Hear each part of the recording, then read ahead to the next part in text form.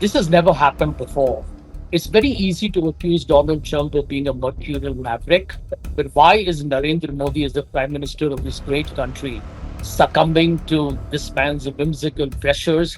It's irrational. It doesn't do any good for India's image. Mr. Modi looks weak, like a pushover, and India's stature as a country, not just because of his economic heft, but because of his historical track record for being a great civilization and, frankly, until 2014, a fairly mature democracy, is now being gradually destroyed in the global arena. That's tragic. The question arises that Mr. Modi, the BJP spokespersons, and the media went to town saying this is about our sovereign independence, right? What happened to that narrative? By the way, it's not just Venezuela. We are not going to buy cheap oil from Iran either. This doesn't make any sense whatsoever. It's a complete.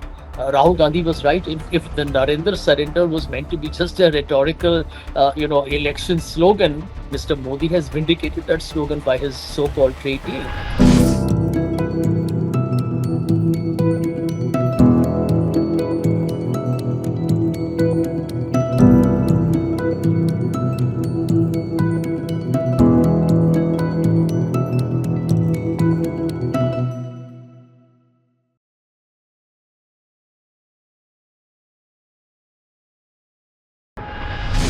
Hello and a warm welcome to HW News Network, your one-stop show, truth be told, for some engaging and thought-provoking conversations. India and US finally have agreed to a trade deal that has been months in the making, as US President Donald Trump, in a post put out on Truth Social, said that US, effective immediately, has lowered tariffs on India to 18% from 50%. Now, this announcement came after India addressed several US demands in the budget and began signing trade deals with other countries like UK and the European Union. Now, opposition is raising questions on India's autonomy, as India will buy oil from America and Venezuela. Apart from this, agriculture sector will be opened to the US. So the big question we are asking, will the farmers' interests be compromised? Will this trade deal be a win-win for India? Will it end up compromising India's interests? Or is it several other questions, that is this deal more like a dilemma? Should we be cautious? Should we be in a celebratory mood? How does one look at this deal when we do not have the fine print of this Indo-US deal? Joining me this evening is former spokesperson of the Congress, political commentator, author, and columnist Sanjay Jha joins us. Sanjay, thank you so much for joining on HW News. And my first question, thank you so much for joining, Sanjay. And my first question to you is your thoughts about the Indo-US deal. Now, I'm going to put out a list of questions which were raised by the opposition. I'll put out that graphic plate for you so that the viewers and you can also see what are those questions. Question number one, announced by US President Trump, not by India. Why is the deal announced by Trump and not by India? Second, Trump claims it was done at Modi's request. Modi's request, it's quote and unquote. Now, India will reduce tariffs and non-tariff barriers to zero, risking harm to Indian industry, traders, and farmers. Next question. Agriculture sector will be open to the US. How are farmers' interests protected? Reports say that India will stop buying oil from Russia and buy from the US and Venezuela. Has the Modi government agreed? And then the last question, if India buys more from the US, what happens to Make in India? Now, we'll talk about this Indo-US deal in totality. Your first thoughts, Sanjay? Yes. Neelu, good evening. My first thought is, why is that Donald Trump announced the military ceasefire after Operation Sindoor? Why is he announcing, even earlier he talked about India cutting back on Russian oil imports to please him. And now, of course, he announces this so-called mega trade deal. This has never happened before. It's very easy to accuse Donald Trump of being a mercurial maverick, but why is Narendra Modi, as the Prime Minister of this great country, succumbing to this man's whimsical pressures? It's irrational. It doesn't do any good for India's image. Mr. Modi looks weak, like a pushover, and India's stature as a country, not just because of his economic heft, because of his historical track record for being a great civilization and, frankly, until 2014, a fairly mature democracy, is now being gradually destroyed in the global arena. That's tragic. If you look at the fundamentals of this trade deal, because you don't have the specifics yet, then just look at a couple of points. You have already mentioned them at the very beginning. But you have a situation here where he says that India has agreed to removing any imports that it had earlier from the Russian cheap oil. The question arises that Mr. Modi, the BJP spokespersons, and the media went to town saying this is about our sovereign independence, right? What happened to that narrative? By the way, it's not just Venezuela. We are not going to buy cheap oil from Iran either. And look at the case in Venezuela. Venezuela is a case, Neelu, where the American president did an unauthorized arrest of a foreign leader and captured him, arrested him, and took him to America. And now that oil that Donald Trump was citing as a typical avaricious, greedy capitalist, we are buying that oil, which is going to be more expensive than the Russian oil. We're going to buy that oil or American oil from this trade deal. I mean, this looks like a daylight robbery, and Mr. Modi seems to be under some kind of a humongous pressure. Now, is that pressure because of Say, Adani suddenly getting the S? right. What you're saying is right, but I'm amazed looking at the mainstream channel since morning. The moment I saw Donald Trump's post, then I saw Prime Minister Modi's tweet. Since morning, the mainstream channels are in a celebratory mode. They are saying that India now is spoiled for choice. They have signed a deal with UK, they've signed a deal with European Union, and now this deal comes up with Trump. And then and look at the markets; they were all in green since morning. Even though we do not know the details of the deal, the fine print is not available with anyone. No one knows about the terms and references, but we are all celebrating. What are we celebrating for?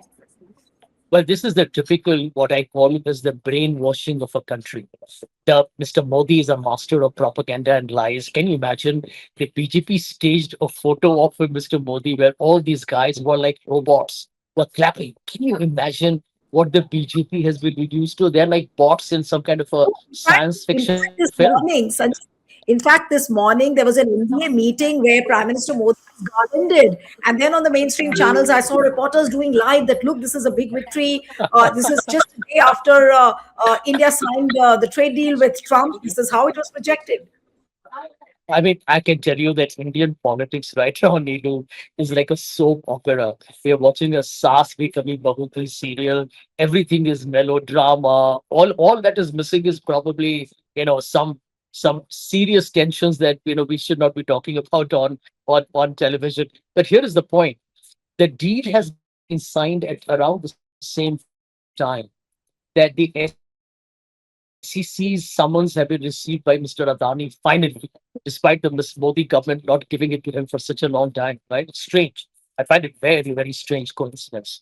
The other part, don't forget, is that both Mr. Trump and Mr. Modi have featured very prominently in the Epstein files for different reasons. But we'll get into that a little later. The other point that is very critical is that Donald Trump talks about reciprocal tariffs. Yes, all tariffs should be reciprocal. Now, here is a question that arises. If it is reciprocal, then America is imposing 18% tariff on Indian goods and services. India is saying zero. India is saying there'll be zero tariff and there'll be zero non-tariff barriers as well, which means quotas, etc. Now, here is the Yes. point. If it is reciprocal, then how is America 18 and Mr. Modi's agreed to zero? This doesn't make any sense whatsoever. It's a complete Rahul Gandhi was right. If the Narendra surrender was meant to be just a rhetorical, election slogan, Mr. Modi has vindicated that slogan by his so-called trade deal. And the other part, please don't forget, there is a commitment to purchase American goods and services worth 500 billion. That's half a trillion. That's a lot of money. If India's GDP is equal to 4 trillion, then you are talking about how much? You're talking about let's kind of do a quick math of that. You're talking about roughly 12% to come only from America. It's absolutely remarkably, shall we say, obtuse of Mr. Modi to agree to. Just think of the one detail. On an average annually, India imports from America 45 billion worth of goods and services. Now you're talking about a promise of 10 and a half times more, 11 times more. I mean, you are talking about a ridiculous situation here. Supposing, hypothetically, these 100 billion were to be done every year. India will have a trade deficit with America of around 12 to 15 billion dollars because our exports should have been around 85 billion. I mean, you are talking about a complete sellout. I mean, this doesn't make any sense whatsoever. And the other point, which I think you already mentioned at the very beginning, agriculture. You remember the BJP guys went to town, the bravado. We are doing it for the Garib Kisan, the farmers. We have to protect India's agrarian sector. You're already seeing the agriculture secretary in America talking about how now the Indian markets have opened up and why this is great for the rural farmer in America. Because see, their farming is more sophisticated than ours, right? And they have more of a farm to fork models. So they will be able to create more packaged goods. They have better cold storage. They'll be able to ship these products into India, where the upper class, the middle class, which is very aspirational, will love to buy dairy milk and cheese and various other American The, goods and no, services but at a cheap price. the rural farmers of America, no doubt, will stand to gain. But what will happen to our farmers? That is the biggest question. And you remember once Prime Minister Modi, while he was addressing some meeting or event. I don't remember exactly, but he said, "मैं मिट जाऊंगा, लेकिन मैं किसानों के हित से समझौता नहीं करूंगा." Now, what happens to that? But Mr. Modi is a master of deception. He's the man who saw Indian farmers die on the streets when they were protesting in the winter and the cold of Delhi and Haryana. We saw what happened. It was only under huge pressure and with elections coming up that Mr. Modi buckled down and withdrew for the farm laws. Now here you're finding a remarkable U-turn. And let me tell you something else, Neelu. You remember the UPA under Dr. Manmohan Singh introduced the FDI in multi-brand retail. And that time we talked about, the Walmarts in the world doing retail. Right now they're able to do only wholesale business, right? And the BJP went to town. We will not allow you to do it because it is going to be against the farmers. And now you're openly allowing absolutely zero tariff American export of farm products. It's going to damage the future of the Indian farmers, particularly the more, those farmers who are into more sophisticated production and who have better control in terms of their supply to the wholesalers and to retailers directly. So you're finding a situation here where we stand totally compromised. I want to give you one remarkable example of why Rahul Gandhi calling Narendra Modi Narendra surrender is so true. Just pay attention to this. Donald Trump has humiliated India on trade deals, right? He went to 50% tariff. He even threatened 500% tariff. Now we are very happy with 18% tariff. Do the people know that until this tariff was announced, India was on an average paying a tariff of just around 3 to 5%. We are Yes. gloating at 18%. I mean, what is the logic behind that? Now, let me tell you something very important. The surplus that India has with the United States is around $45 billion. Okay, export import. India exports 86, it has around imports 41, you have a surplus. So America has a trade deficit of $45 billion. For $45 billion trade deficit, Donald Trump has humiliated Modi, humiliated India. He's made us literally rub our nose, as I said, literally in the food. Now look at the difference. China. China has been your rival on the borders. They have troubled us at Doklam and at Galwan. They supported Pakistan in the war against us on Operation Sindhu. They remain our arch adversary. Under Mr. Modi, you have a trade deficit with China of $100 billion. America humiliated us for 45 billion. India has a trade deficit of 100 billion, twice the American trade deficit. And we haven't said anything about China at all. On the contrary, this But government is. if you look at Donald Trump's post yesterday, last evening, he has given us a headline figure of some purchases of $500 billion. Now, what does that mean actually? Is it just a headline figure, some kind of a political signaling? Or, I mean, I was just not able to understand. That's very unclear. That's exactly my point, right? That for let me finish that point. China has, we have $100 billion trade deficit with China, and we are like saying not a word. In fact, we're increasing that deficit by allowing China to import more goods into our country. America has humiliated us in 45 trillion. And now Mr. Modi has committed. Now, listen, Donald Trump has tweeted it out. Mr. Modi has acknowledged it already with a tweet, right? He Yeah. has. We don't know the details. So the $500 billion figure is not some mathematical fantasy. It is a reality. And it's a humongous number. It's a humongous number. That's what I told you, that we are basically telling the world that we are going to buy only from America, which means that your Euro deal that he was hyping as the mother of all deals is complete hogwash. And therefore, I'm going to call this US India trade deal the grandmother of a sellout. This is a grandmother of a trade deal that is a complete sellout.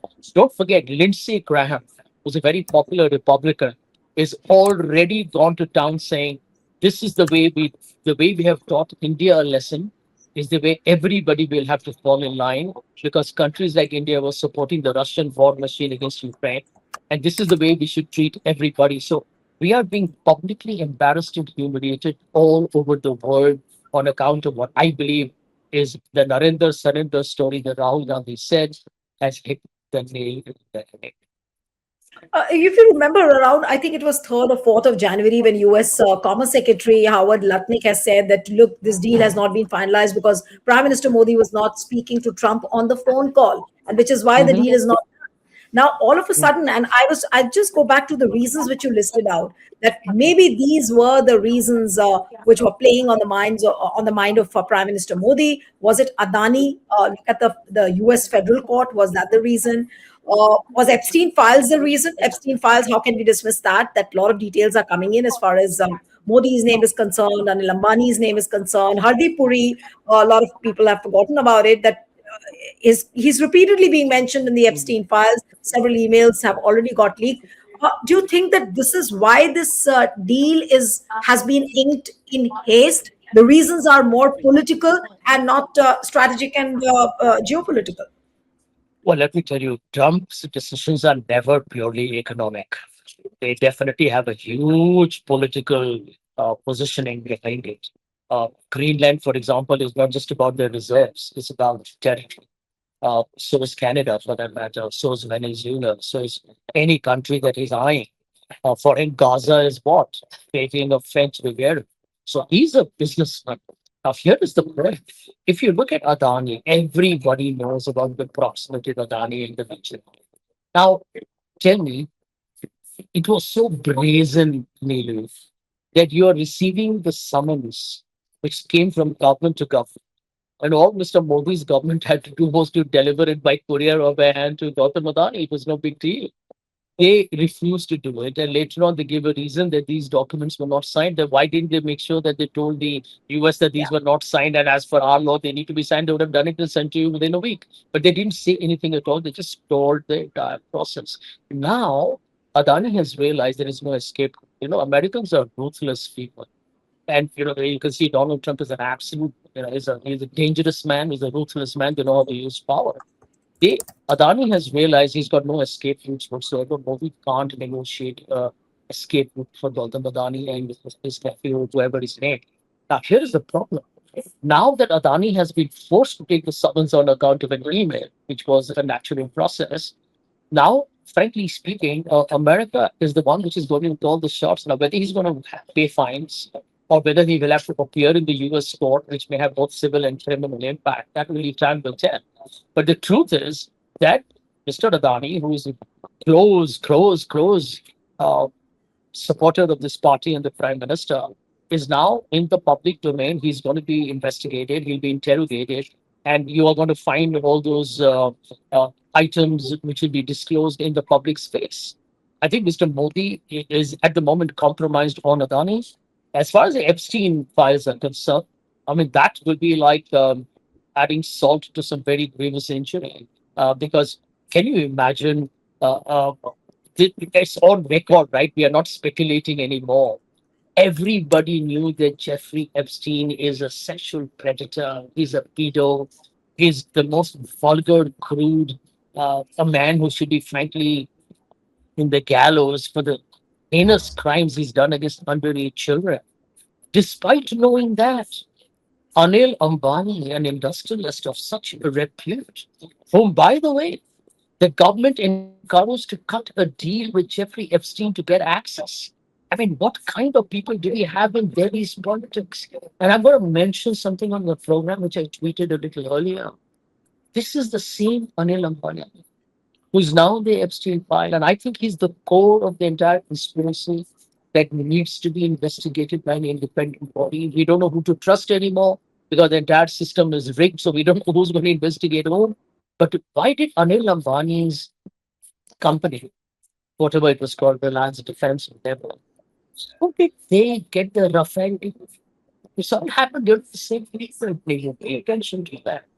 When Rahul Gandhi and the Congress went to Chowkidar Chowdhury, they were not talking in thin air. Anil Ambani gets a Rafale deal. HAL is dropped off. Anil Ambani is openly dealing with Jeffrey Epstein. We all know this man is probably one of the most immoral, unethical, unprincipled, disgusting rogue the world could possibly imagine. Okay. And India is dealing with Jeffrey Epstein and Steve Bannon. You know, Steve Bannon, please do a research on him, ladies and gentlemen who are watching the program. A dangerous populist, a diabolical man with extremely far right, agenda. He is like a man who's talking about he's very Islamophobic, anti immigrant, someone who doesn't believe in democracy, who's just a hard white supremacist. And these were the people that Mr. Modi's government was trying to get access to. I mean, it tells you something about the quality of the people in power today. And anybody who's watching your show, we should all take a deep breath and worry. How did we vote these people into power? Absolutely. And from what you're saying, which means that we can safely say that this Indo US trade deal, which has been inked or signed or whatever agreement they have reached about, it's laced with utter dubiousness. Can we say that? Absolutely. I can tell you something for a fact. We still don't know the fine print. They will come with all kinds of arguments because Mr. Modi will know that you are under public scrutiny because this is not a private deal between the Indian government and a corporate here in India that they can somewhere hide with the big media being compromised. It's an export deal, it's a trade deal. Americans will put it out in the public domain. I tell you what Donald Trump has done because big media doesn't allow Rahul Gandhi to get a voice. It doesn't allow you and me to get a voice. Opposition is bludgeoned. Nobody can be heard. You have to thank Donald Trump for one thing.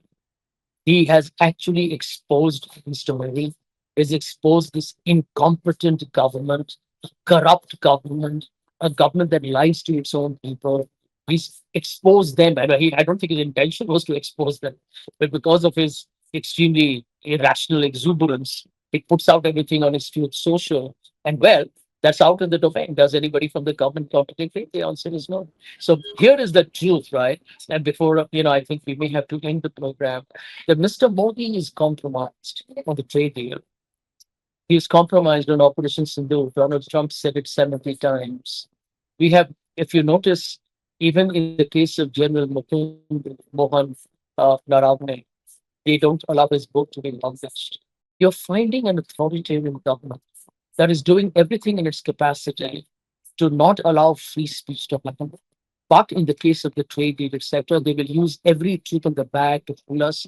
The stock markets have got carried away. But when sensibility dawns, people will realize, and this is a crucial part, that if you're going to spend $500 billion to buy American goods and services, you're going to do it at a very high exchange rate, which means you're going to deplete more of your resources to buy just to spend dollars. So Yeah. nothing makes sense about this trade deal. I think we have a mammoth disaster.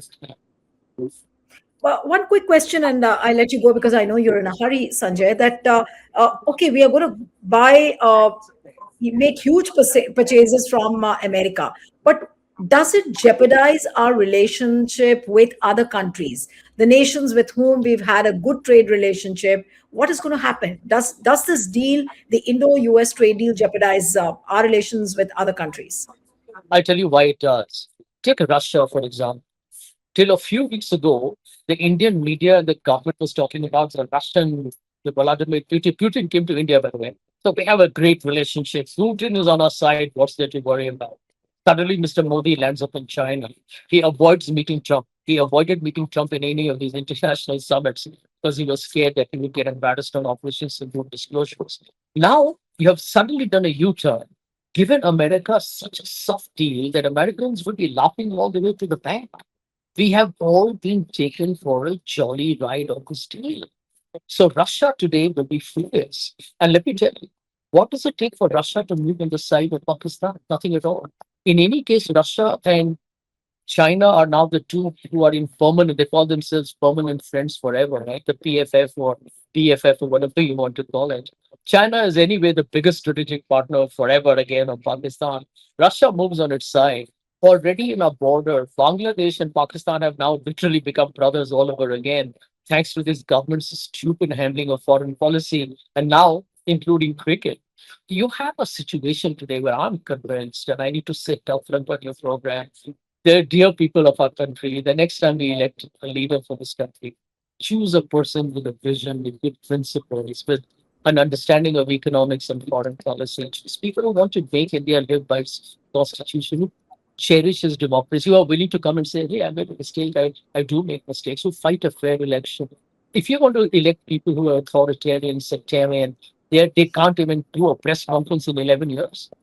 This is what you get. Right. So we were talking about the Indo-US trade deal, which has been signed. It looks like a strong political signaling on both sides, but the deal is not yet done. We have to wait for the fine print. So I think the devil lies in the details. So we'll have to talk more about it once the details are out. Thank you so much, Sanjay, for joining on HW News. Thank you.